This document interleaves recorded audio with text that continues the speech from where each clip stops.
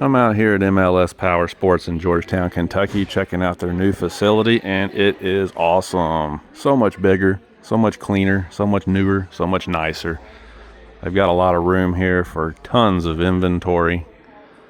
They've got their artist who has already done the murals on the wall. It's just a fantastic place. And I'm going to show you while we're here in just a moment. Now obviously this is the Goodyear Wrangler DuraTrack, and you've all seen this tire by now.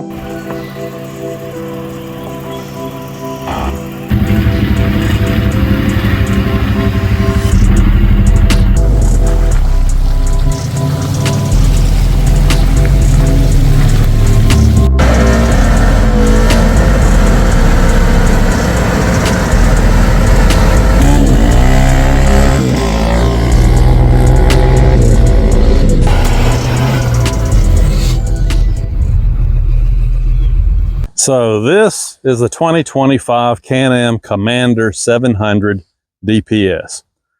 And before I get started, I want to say two things. First of all, this is not a sponsored video. Can-Am did not send me this machine to review, which means that I can be and will be 100% honest with you like I usually am. Number two, I said in a video a year and a half ago, maybe 2 years ago, I said in a video that there will never be a Can-Am product in my garage ever again. And when I said that, I meant it. And I don't want to rehash all of it, but you may remember that the reason why I said that is because I had just purchased a brand new Can-Am Outlander 570 DPS ATV. Paid a lot of money for it, and it ended up being the biggest piece of junk that I've ever owned in my life. It was worse than a Chinese ATV. I mean, the very first ride, it overheated, okay?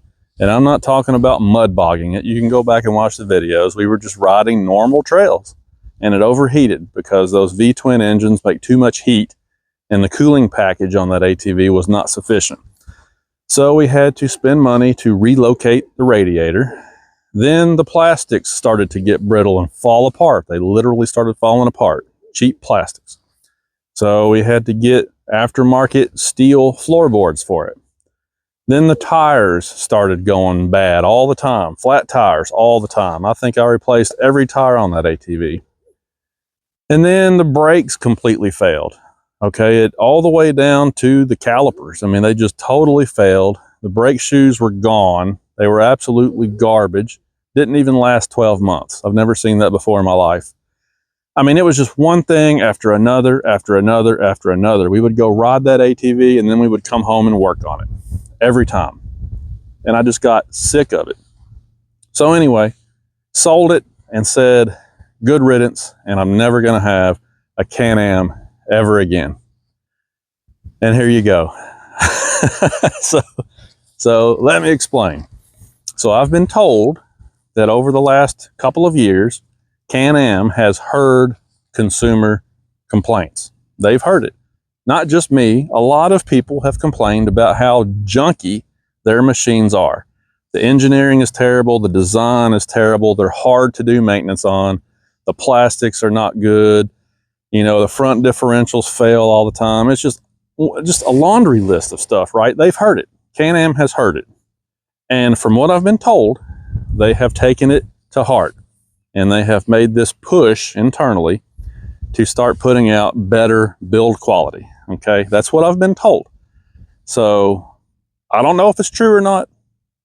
We're going to find out. But I'm just saying that's what I've been told, that they have made this push to put out better quality machines and up their game and bring their stuff in line with where all the other companies are. So I figured there's one way to find out, right? So I got a brand new Commander here, and we're going to put it through the paces, and we're going to see if it really is a good machine or not.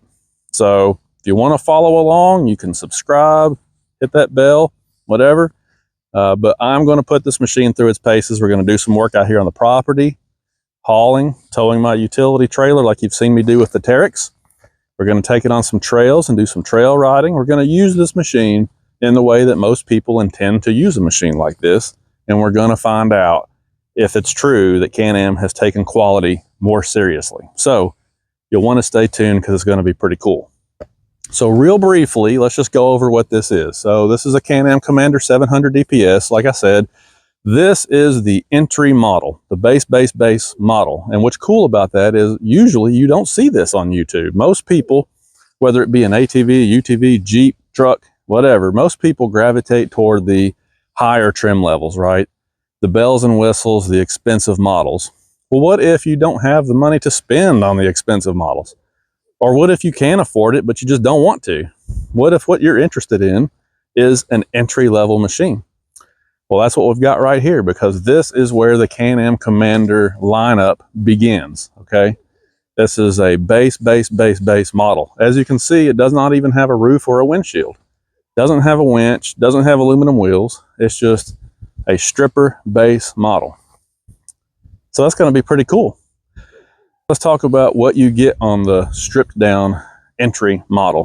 Well, as you can see, you get steel wheels, which I prefer, because on an off-road machine like this, it's not a matter of if, it's a matter of when you're going to tear them up on rocks and roots and so forth and so on. And with a steel wheel like this, you can usually bend the lip or the bead of the wheel back into shape. You can sand them down, hit them with a rattle can, make them look new again. This is what you want on an off-road machine. So you get the steel wheels. They're 14 inches front and rear. You got 27-inch tires. Now, I do believe, somebody can correct me if I'm wrong, but I do believe that this tire, this Trail Force, is a tire that Can-Am has developed on their own, okay? This is their tire, which is kind of interesting. It's an 8-ply rated tire, so in theory, it should be pretty durable, and I shouldn't have any trouble with flats. Now, those Bighorn 2.0s that I had on the Teryx, they were fantastic, and it's going to be interesting to see if these tires can hold up just as well as those did. If so, I'll be super happy. So that's what you got for a wheel and tire package. I'll bring the camera over and show you some of this up close so that you can see more details about the suspension and all of that, and then we'll take a look inside. How about that? Let's do that. All right, so now that we're up close here, you can see the Trail Force tires. And, you know, they do have a good tread pattern on them. Just looking at them, I would say that this will be a good tire for a variety of uses. And that's obviously what they're going for. As far as suspension goes, you don't have any fancy piggyback reservoirs or anything like that. There's no collar up there to adjust. You do have some preload setting down here, but it's a very simple shock package, as you would expect at this price point. The transmission is a CVT, but this has the P-drive clutch in it. All right, so if you go with the 1000, which is a step up from here, engine-wise, then you get what they call the QRS, the quick response system, and it's a different style of clutch. I think it has maybe 6 fingers, and it's got the sliders instead of the rollers and all that. What's the advantage of that? I think that they do that because when you're on and off the throttle a lot, it's just a little more responsive, I think is why they do that.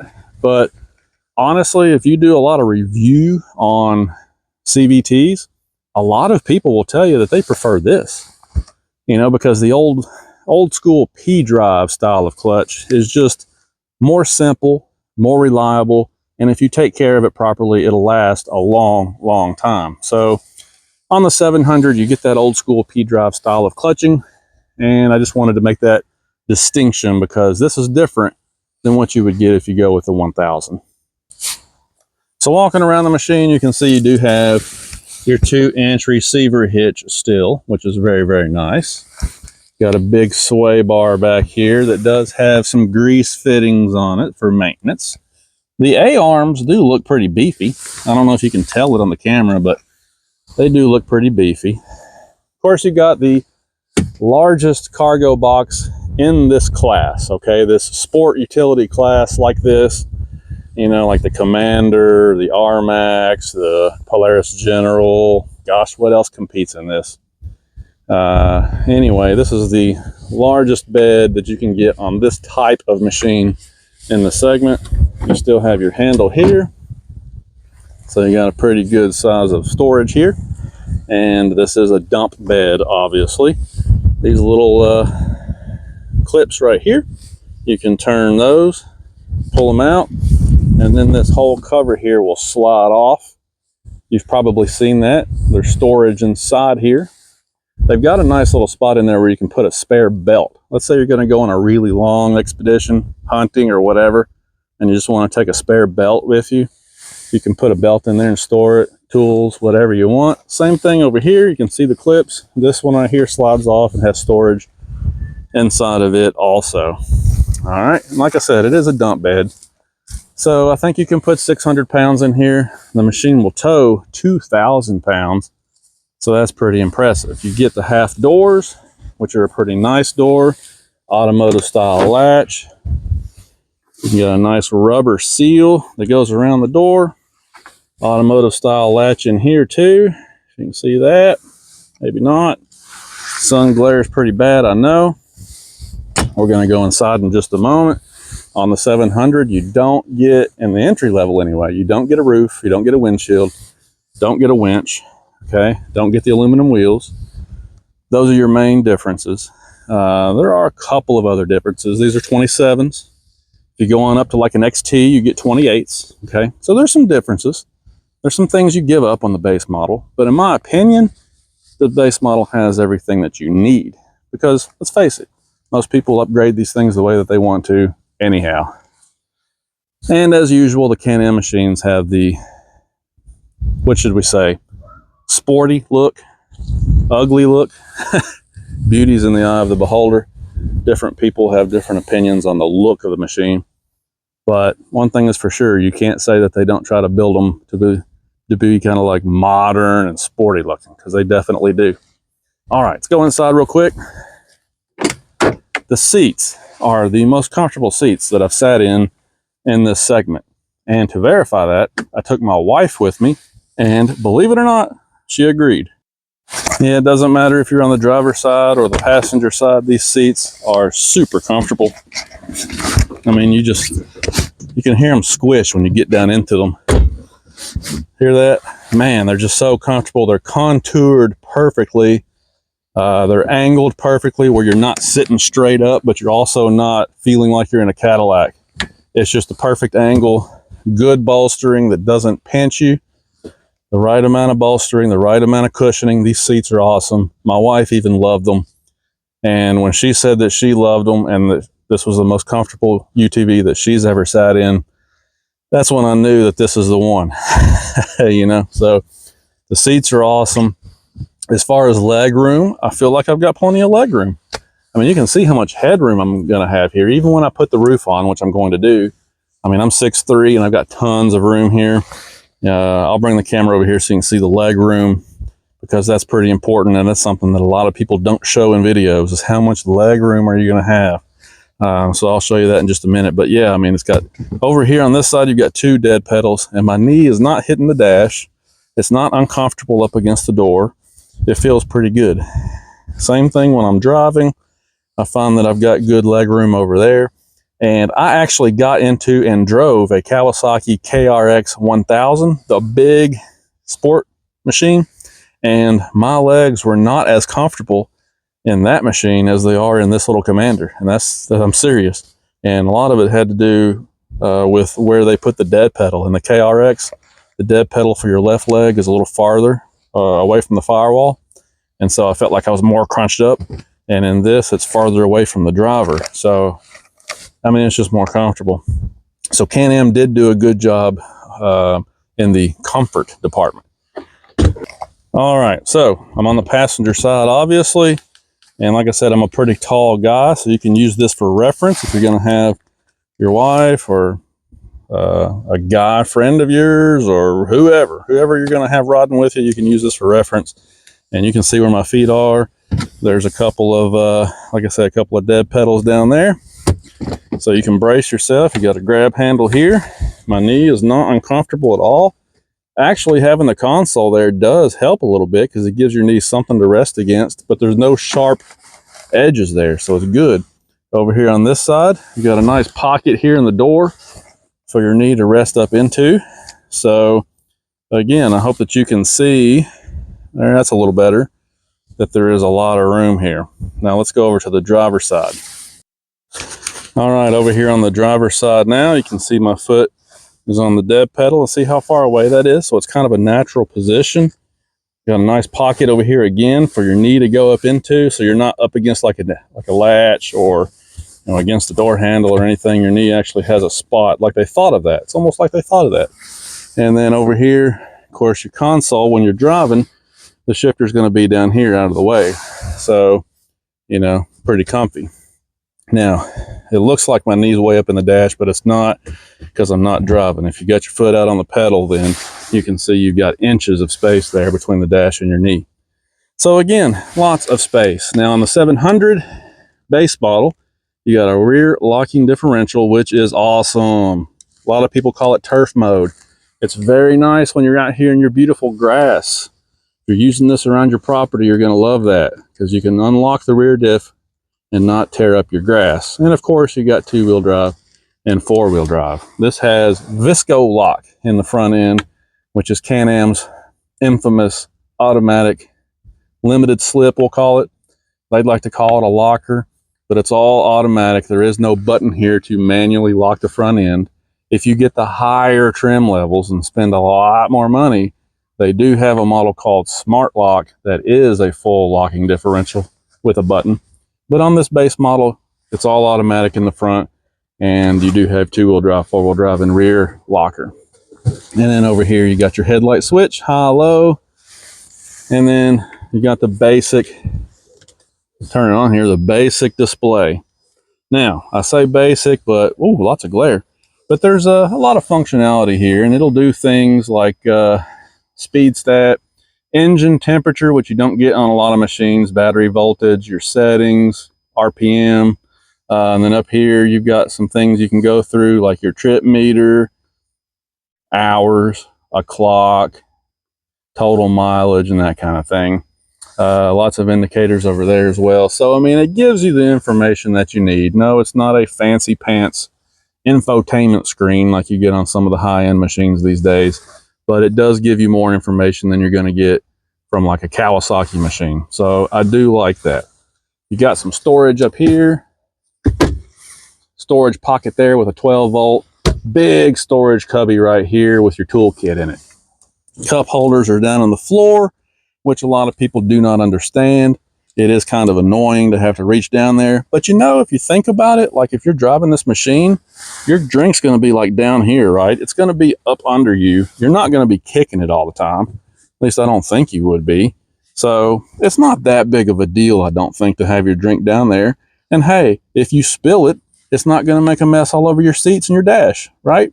It's going to be already down there on the floor where you want it if you spill it. So that's not that big of a deal. All right, a couple more final thoughts on this machine before we take it for a spin. I am honest when I say this.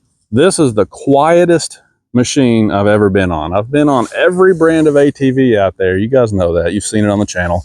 Lots of UTVs. This thing is super quiet compared to all of those other brands. I don't know exactly how they did it, but this thing is quiet.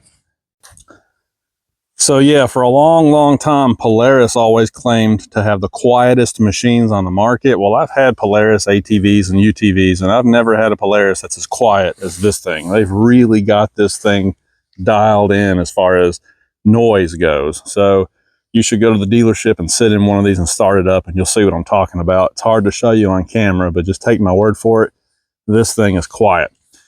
So this also has what they call tri-mode dynamic power steering. Now the dynamic means that as your speed increases, the amount of power steering assist decreases. And they do that so that you can handle the machine more safely. If you're just crawling around in a rock garden or something like that, it'll give you maximum power steering assist.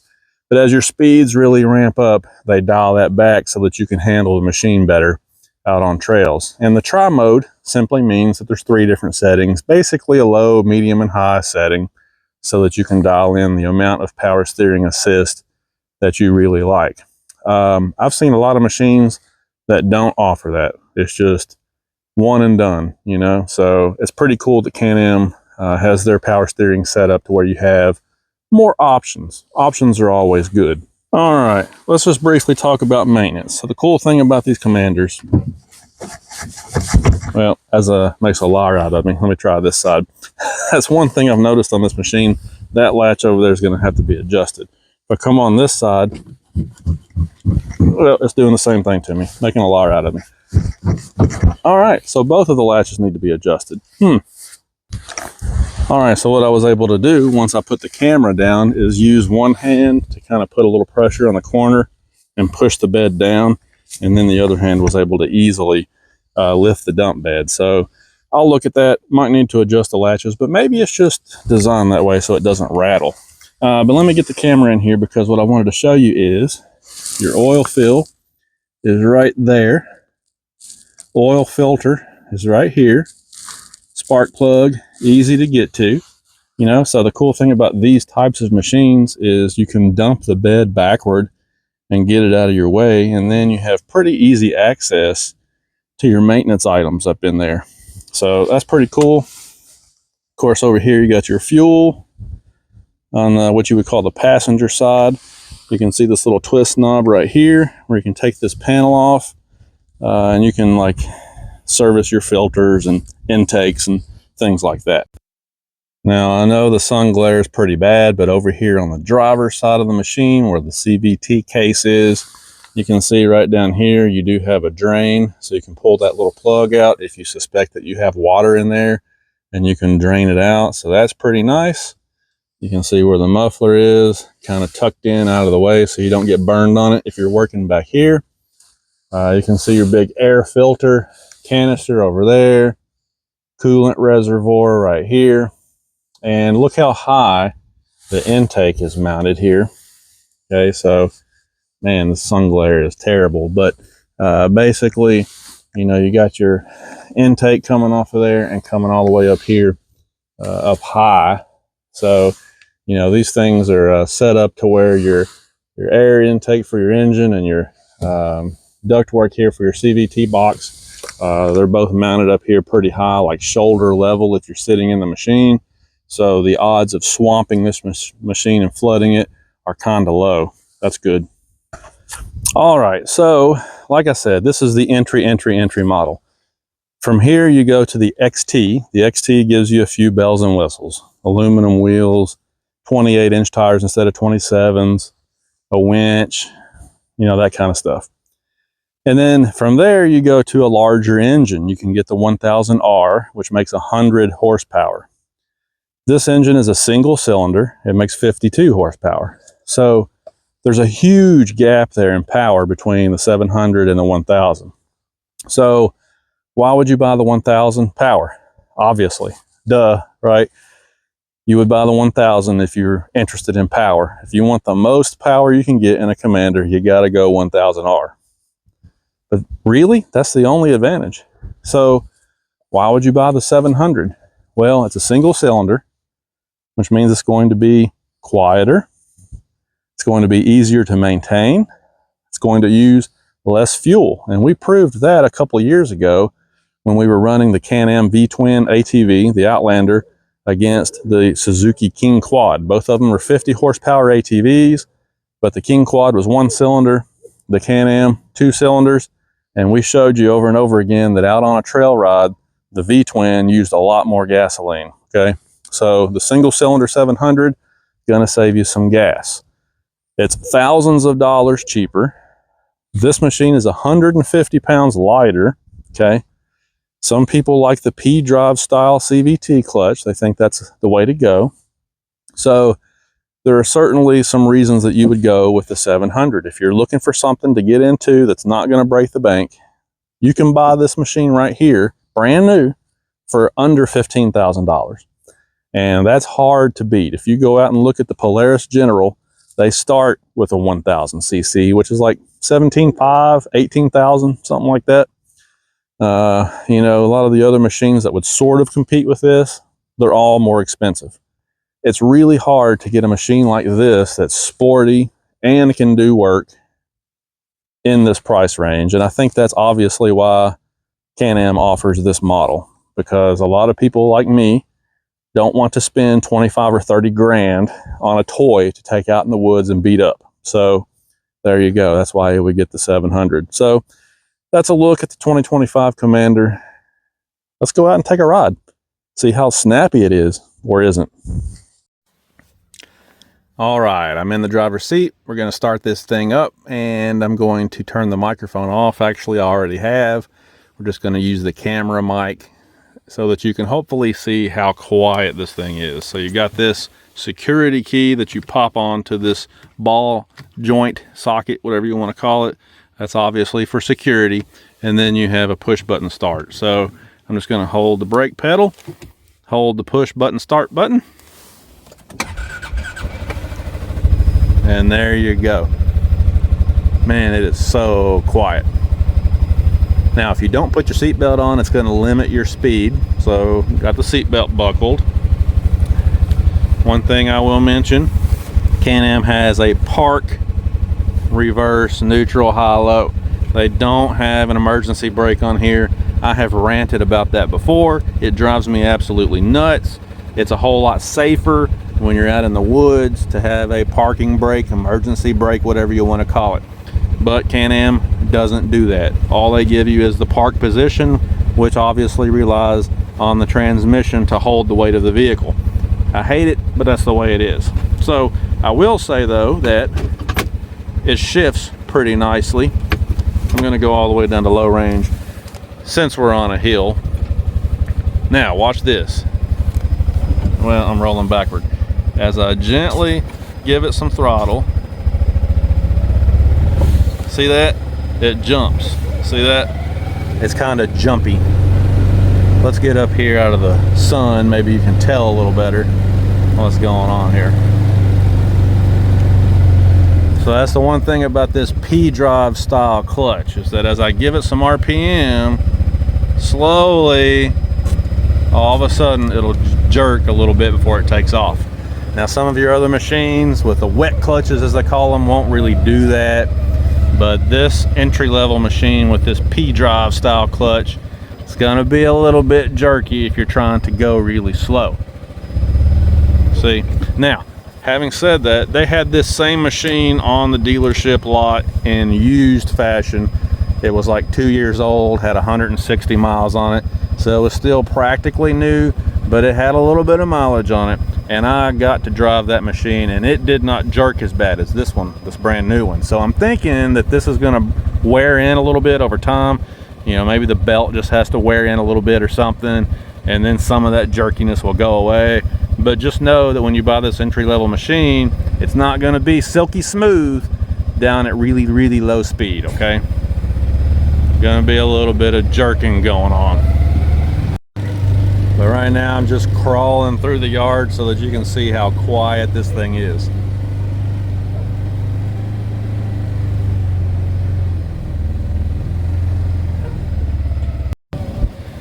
All right, so it's a brand new machine. It's in the break-in period, so I'm not gonna go wide open throttle, but let's just take a ride down the lane and just kind of show you how snappy it can potentially be.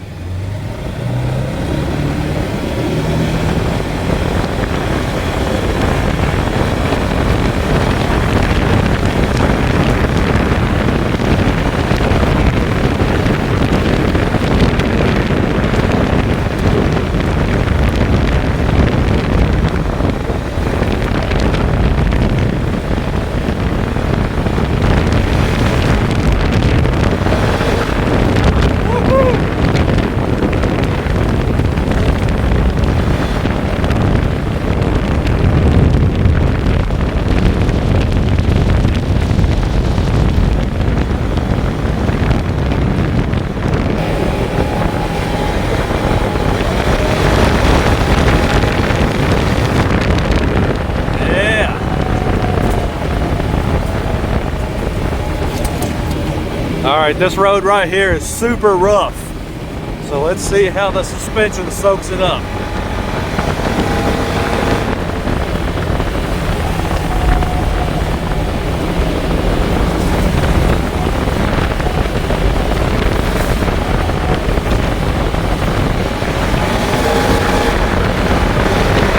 Woohoo! Good grief.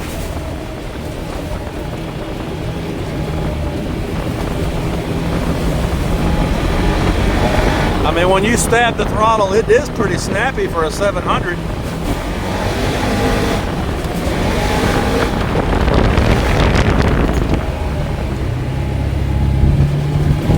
Wow, the brakes are pretty good too, I have to say. They feel pretty solid, nice and linear.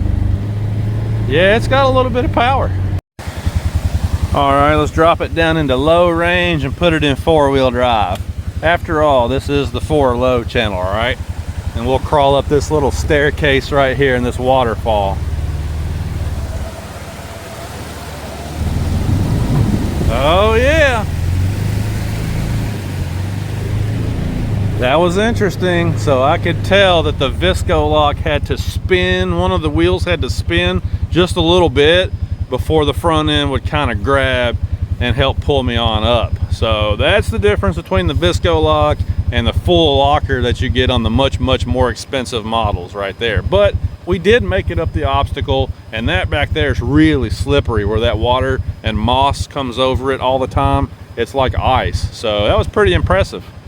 All right, so like I usually do when I review these ATVs and UTVs, we're gonna go across this little creek channel right here and do a flex test so you can see how the suspension flexes or doesn't flex. Oh yeah, look at there.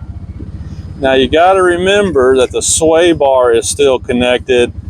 This thing, as it sits right now, is exactly how it comes right out of the box. So you could take the sway bars off or whatever you wanted to do if you wanted to make it more flexible. But look at that. Not too bad, really. And this machine will flex and go right across this little creek. No problem.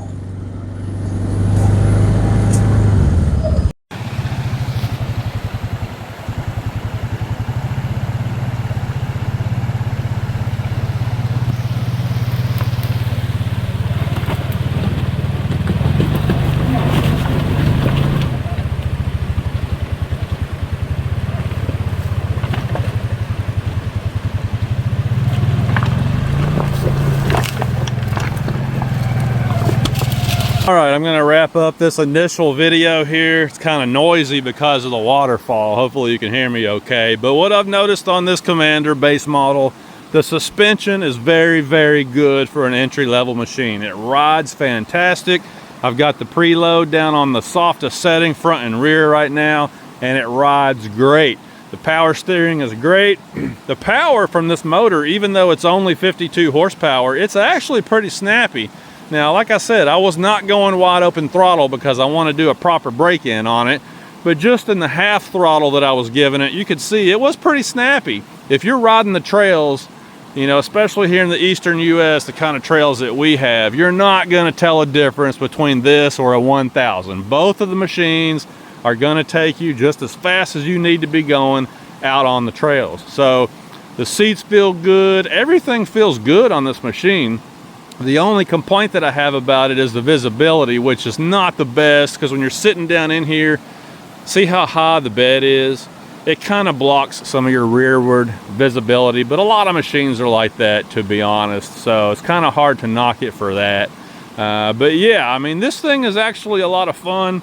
It drives great, handles great, good suspension. I don't know what else to say about it. The Visco lock maybe isn't the best, but it gets the job done. You can see where one of the tires dug in down here as we were trying to climb that staircase. But yeah, if you're looking for a good entry-level machine, maybe this is it. Maybe this is going to fit the bill for you.